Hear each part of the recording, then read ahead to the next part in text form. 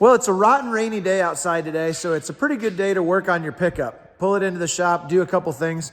This started out as a simple replace the radiator and the water pump project, and it's turned into a fairly major surgery. First of all, this truck comes apart really easy. You just take the bumper off. It's got the grill guard and everything built into it. It's just 4 bolts.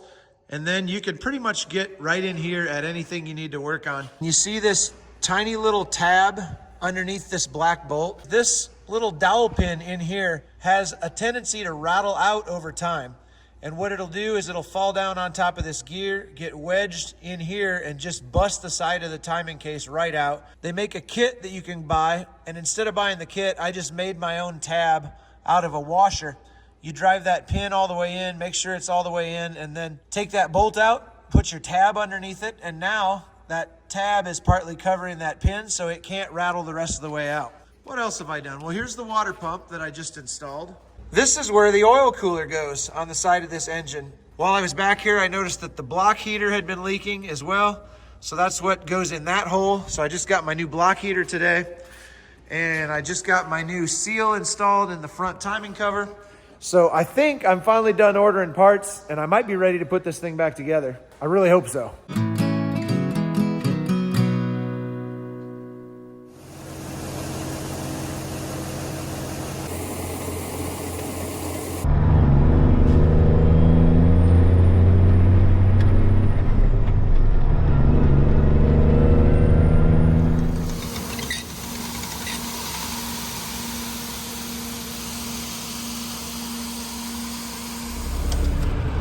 Well, I just parked this truck perfectly. One smooth motion all the way around the corner into the shed.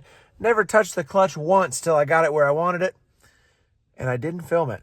But look at that. She's sitting in there pretty square. Open the door. The mirror clears the wall. The back of the door clears the post. Just how I like it. Next time I'll film it and I'll totally screw it up, guaranteed. I mean, look at that. And look at that. Well, it's plot planting day, which means I'm planting very, very short increments. And look at all the different hybrids right there. I mean, ignore that. That's fine. That's going to be all right. Don't worry about that. But I got guys at both ends to clean out the planter and put new seed in. And this is how you take 2 hours to plant 7 acres, but it's probably the most fun you'll have all year. Well, we're finally done fiddling around, having fun, and we're onto a real field now. And what we're doing right now is called strip till. If you see the strips, there's a special machine that comes along and makes these tillage strips, and then we plant right into them. Now, the most important thing, I've got a lot of things to look at in this tractor right now, a lot of things I'm paying attention to, but the most important thing I'm trying to pay attention to right now is to make sure I keep this planter running right on those strips. Otherwise, we wasted our money paying the guy to do the tillage. Really happy with the seed spacing and ride quality and everything on this field, and the GPS is really dialed in, holding this planter on the strips pretty nicely. I'm not having to think about it too much, but it's definitely something to pay attention to. There's Super Trucker Cole over there getting turned around in a field drive with the nitrogen tank. And I'm sitting here right at the road, waiting to load. We're having a good time. Well, I don't think we're going to be doing a whole lot of planting today, and probably not a whole lot of planting the next couple days either, the way things are looking. Quick truck update here. I got the front cover back on, got the crankshaft pulley on, the air conditioner compressor, the new water pump is in there, got the oil cooler on, the oil filter back on there, and the turbo line hooked up. Behind that oil filter, you can see the new block heater in there. I've got the fan bearing pressed into the housing and the hub pressed into the fan bearing here.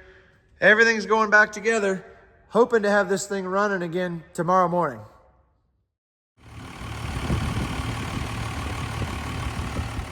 Well, I got it running, got it topped off. Unfortunately, the fan belt is running one rib too far back, and I keep moving it up and it keeps running right back if I just turn the engine over a couple times without even starting it up.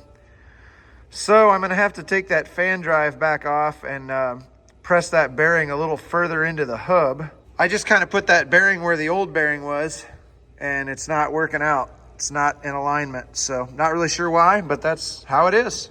Well, I got the fan and everything back out of here, and I put it on the old press over there, real carefully drove it in as far as I think it's safe to do. I mean, that's a pretty narrow gap there now between the housing and the hub.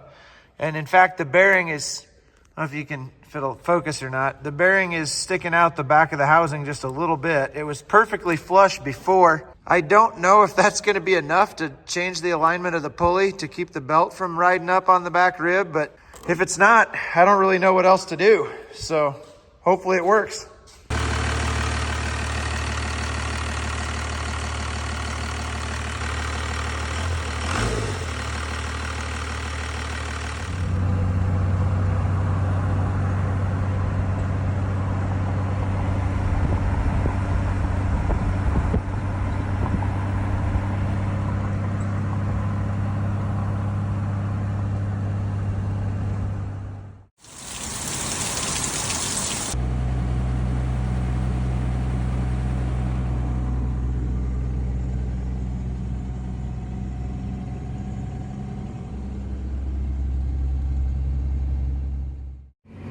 Well, would you look at this? Right now I'm no-tilling beans into a field that we planted rye cover crop on last fall and sprayed the rye and killed it about 3 to 4 weeks ago actually, which is a lot longer kill than we really wanted, but we were rained out for so long that that's just how it worked out. I feel like it's working pretty good. We get to the end here, I'm gonna get out and do a little dig and make sure we're doing a good job.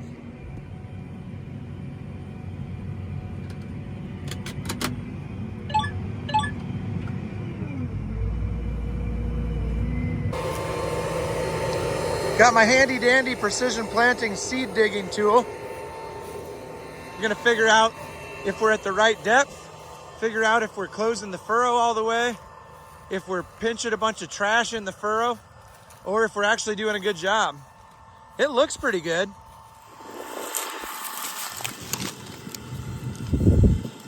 Well, there's definitely moisture down there. There's a bean. Gotta try to sneak up on one here so I can figure out exactly what depth I'm at. There's a nice bean. All right. That depth, we're at 1.5 to 1 3/4, just like I wanna be.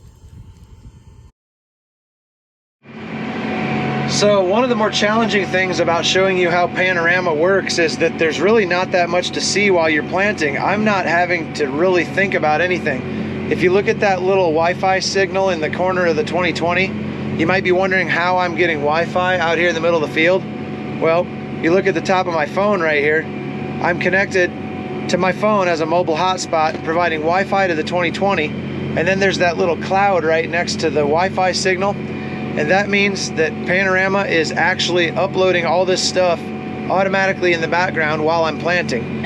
If you go in here to Setup, Settings, and Panorama, there's our connection to my phone, there's the operation name, and it just works seamlessly. I don't have to think about it at all. Everything that we're mapping, all of the metrics we're tracking as we're planting are just automatically shooting up to Panorama. They'll be there on my account when I get home. In fact, if I opened the app right now, you'd be able to see my planting progress, I think about 10 minutes ago. 5 to 10 minutes is about all the lag there is. So, pretty cool. Now we got a couple fields where these cell phones are basically worthless because the cellular signal's not very good. That's not a problem at all. I'm pulled up next to the shop office right now. The Wi-Fi signal is getting picked up from the router in the shop, and then all I gotta do is go on here to data. Check this out, export, field map data, and then here's the field that I just got done planting, so put a check mark there, upload selected fields, yes. And by the time I get done taking the trash out and getting all my lunch boxes and stuff out of the tractor, that'll be uploaded. and I'll put her away for the night. Look at that beard. Look at that good-looking dude in the reflection of your glasses with his own beard. Look at this map. We are getting dangerously close. Once we get that little sliver filled in, all the crops are planted. That's wild. Well, it's a beautiful night, actually kind of warm. The birds are singing, the beans are planted, and ordinarily we would breathe a sigh of relief and think that we could kind of relax for a week or so now. But the planting season was so stretched out with the long rain delays in the middle that the first planted corn is actually getting pretty tall, and we need to get going with the side dress applicator next week on the first planted corn. The second planted corn is barely even started coming out of the ground yet.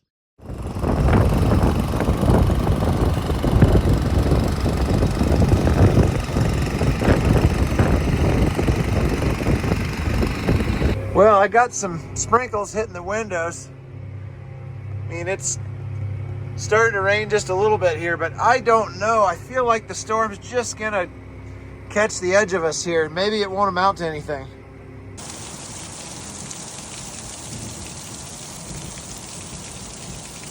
So a couple more cool things here. I was side dressing along this afternoon and I saw a spot in the corn that looked really weird. It was about the exact width of the planter, and all of a sudden the corn was really short and looked kind of strange, and then it got tall again.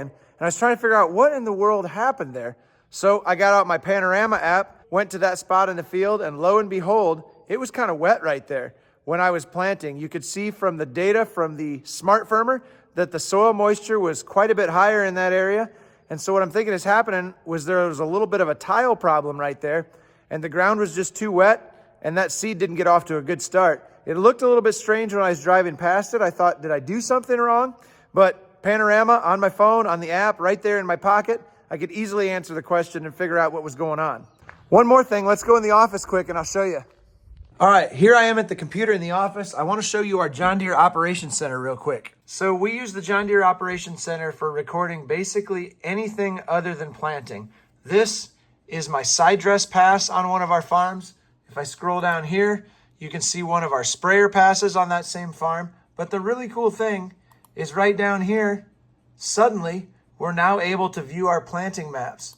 I've never been able to do this before automatically. I always had to take the planting maps off the 2020 with a thumb drive and load them into the Operations Center manually. Sometimes it worked, sometimes it didn't. I was able to link the John Deere Operations Center account to my Panorama account, and this transfer just happens automatically in the background without me having to look at it. Now, the reason that is so cool is because in the fall, when we're combining corn, those variety maps need to be already loaded into the John Deere Operations Center so that the combine knows which hybrid of corn we're harvesting, so that that data can be kept separated for yield comparisons between hybrids.